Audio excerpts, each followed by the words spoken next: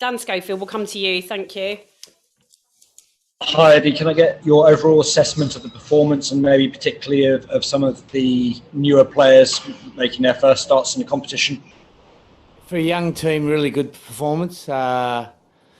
Italy are a difficult team as they're shown against New Zealand and France, and we didn't really allow them into the game. We're a little bit disappointed we weren't more clinical in our finishing again, but we're creating good opportunities, and we're really pleased with our defence intensity and our work off the ball to not allow Italy to score. So all in all, a good step forward for us.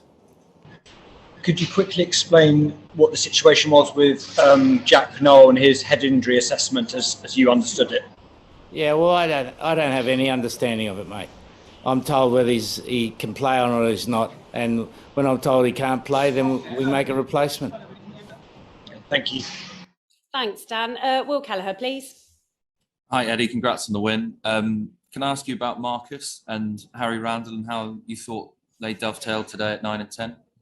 Yeah, no, they made a really good start. There was a lot of pace on the ball early. The ruck ball was really quick, and I thought they combined nicely. Particularly Marcus, took the ball to the line really well in patches, and Harry added that little bit of zip. What would you like to see them improve, those two particularly? Look, it's just being, 9 and 10 is about being brilliant at the basics, about doing the simple things really, really well over and over again, and be absolutely clear communicators on the field to, Harry more so to the forwards and Marcus to the back rowers and the backs. And I think they're making a good, steady progress in both of those areas. I better ask you about Ellis Genge's pass as well. That must be quite pleasing. You've got good ball handling props like that. I won't give him too much of a rap there, mate. I don't know whether he'd be able to repeat that or not. No, it was a good effort by him. Again, he's showing some really good developments as a player. Just a quick last one. Was the key to Marcus being able to have a bit more space down to the forwards and them giving him a decent platform?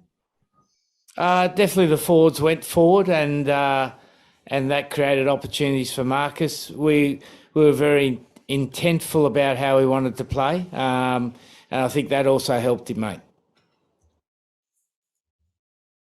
Thank you. Alex Bywater, please.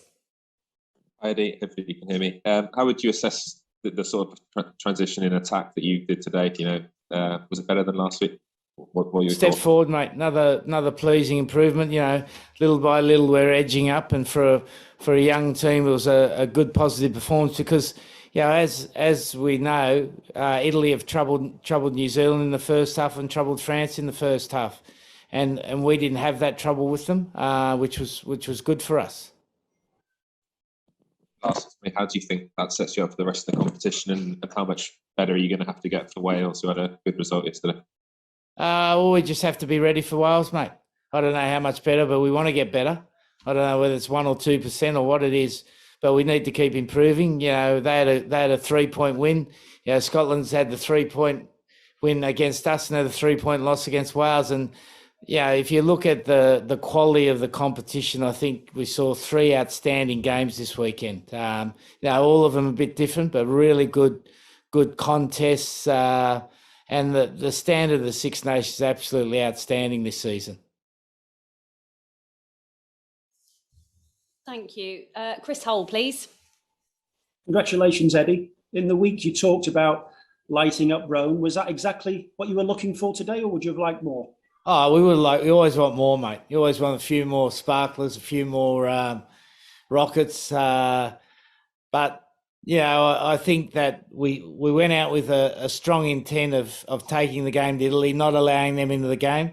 And I think we did that. We would like to finish off a bit more, a few big rockets at the end. We didn't get, but that, we got that last try. That was a brilliant piece of play by the players, taking the ball from one end of the field to the other. Unfortunately, it was disallowed in the end, but that's the way it goes sometimes. Which was your favourite of the 5 tries, Eddie? Look, I don't have favourites in tries. I like tries where we execute really well. and it'd be difficult for me to identify one of them, mate. Eddie, can I just get some further reflections on Marcus Smith? Just how good can he be, and how important is he going to be to you over the next year? Oh, look, there's no ceiling to how good he can be. Yeah, if he keeps on wanting to get better, keeps having a learning mindset, he could be an absolutely outstanding player at Test level by the World Cup. And obviously that's pretty important, mate, to have a good 10. Just a few thoughts on Ben Youngs as well. Yeah, no, did really well. Came off finish for us today. Sharp.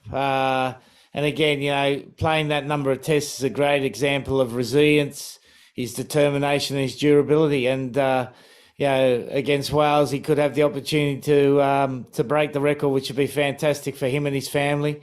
And we couldn't be more pleased for him, mate. How important are now these back-to-back home games, Eddie? Well, the next game's important, mate. The only game that counts is the next game. And I think you're going to see in this competition as it stands, a lot of really close games that are going to be decided by, as we've seen, one penalty goal. And so the referees are going to be influential. And I think they've done a great job over the weekend, the referees. I think they should be all congratulated.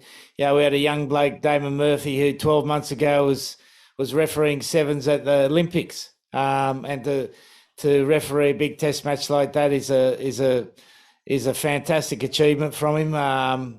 He might have got a bit of suntan today in those conditions. Just finally from me, Eddie, Italy lost their 34th consecutive game in the Six Nations today. I just wonder what your view of their place in the competition is. Yeah, well, I think they're really progressing under Kieran Crowley. They've had two really good results against New Zealand and France, where they've competed strongly. And he's only been in the job for a short period of time, and I'm sure they're going to keep improving. So, I don't think it's all doom and gloom. I think they may cause an upset this Six Nations. Thanks, Eddie. Well done. Thank you. Thanks. James Weil, please. Eddie, just one from me. Ollie Chesham, bit of a left field selection to start with, but he came on and he looked as if he'd never not played Test rugby. What would your comments be regarding his performance? Yeah, well, lovely, hard-working kid, mate. We've been looking for that tall, rangy four who can play six or six who can play four in the mould of a Courtney Laws. Now he's not to that level now, but we feel he can develop into that really important player for us that can fill two spots.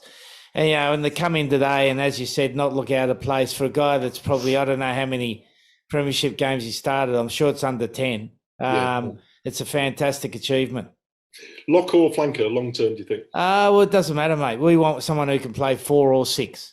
And I thought, having said that, I thought Murray was absolutely outstanding at six today and really suited his game. And him and Curry together were a good combination. Thanks, mate. Thank you. Thanks. Do we have any other questions? Hugh, we'll finish with you. Thank you. And if anything for Tom as well. He is sat here too. Thanks. Another one for Eddie. On the combination of Harry Randall and Marcus Smith to start, do you already know what you will do for the Wales match, or how much thinking will you have to give that? No, I'll have a think about that tonight, mate. I'll have a nice glass of red or maybe two and ponder the future. I don't have to do that now, but I'll definitely have a think about that tonight. We've got a training week next week where we'll bring them in and start playing with the combination for Wales. But they did well today, but it was, in completely different conditions. That's like the fastest pitch we'll play on in the Six Nations and beautiful weather conditions. It's like a summer day. So the ball was able to fizz around, whereas we know at Twickenham it's going to be a wet pitch. It's going to be more difficult to play like that. Thanks. And Neil, we'll finish with you then. Thank you. Eddie, who was captain when Tom went off, please? Austin Healy. I've got a question. I've got a difficult question for you, mate. Can you handle it? Yeah. Okay. Who wrote Austin Healy's column for him? Justin Harrison. Okay. So you better go and wipe the egg off his face, mate. If you can do that for me, I'll be happy. All right? Can I ask Tom the same question, though? Sorry, what was that? Yeah, can I ask Tom who was captain when he went off? You can answer. Go on. Yeah. Luke Cowan-Dickie. Sorry, can you just repeat that? Luke Cowan-Dickie. Okay, thanks very much.